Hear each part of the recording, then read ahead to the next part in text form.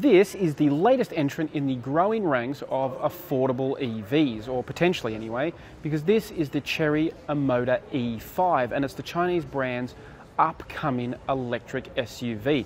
This will compete against the likes of the BYD Atto 3, the MG ZS, and other similar sized, sort of small SUVs with an electric powertrain. As for that electric powertrain, well, it's underneath the bonnet, it's front-wheel drive, you've got 150 kilowatts of power and 430 kilometres of driving range is forecast. It is going to have some cool extra functionality too, like vehicle to load. Chery's still fine-tuning the details, but expect more later. It's due in Australia in the second half of the year. Now let's take a look inside and see what you get there.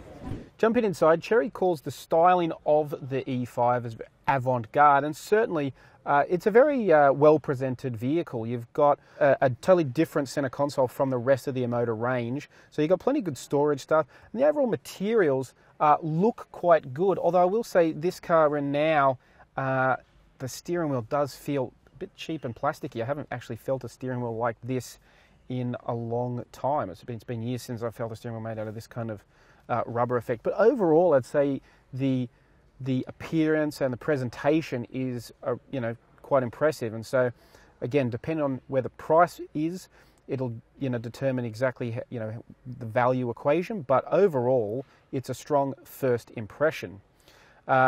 Chery Australia is going to offer two model grades. There'll be a lower and a higher grade, but they'll have exactly the same powertrain.